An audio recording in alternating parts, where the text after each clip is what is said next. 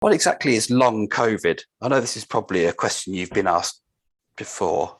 Yeah, it is a question I've been asked before, and it's a tough question to answer because there's not one singular answer, I'd say. So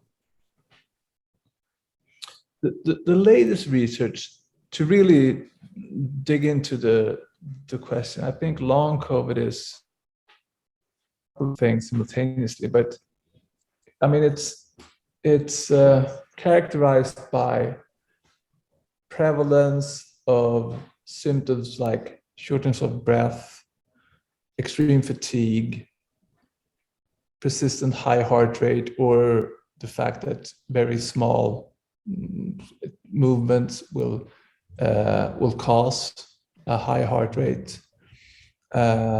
Sometimes ongoing fever that comes and goes. Dizziness, again associated, I guess, with the heart rate, and sometimes the loss of blood pressure or low blood pressure. And then there are some instances of like a joint pain or generalized pain, and itching and nausea. So it's like it's one could, if you zoom out, one can understand how a physician presented with this array of symptoms would sort of retort to the fact and say, like, well, this is too vague. This is a lot of everything. But it's quite well characterized.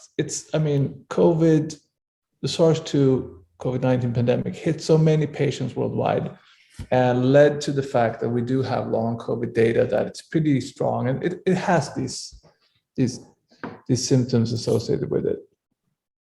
Some of them also report the sensation of loss of taste and smell that's very common during the acute phase of the infection, but they sort of have persistent loss of those senses.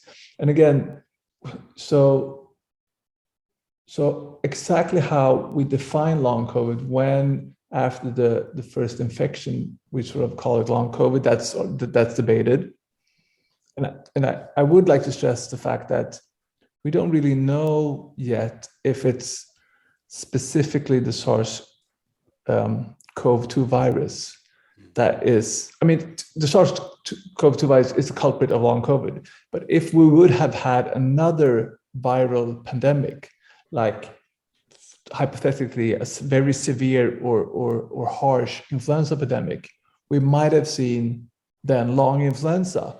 The fact that so many people in the world was afflicted by this disease will, I think, by sheer numbers, lead to some patients having these long-term post-viral symptoms, because they're not unique. Some patients with other viral infections like influenza or other viruses, similar long-term symptoms may be due to some sort of dysregulation of the immune system caused by the primary virus.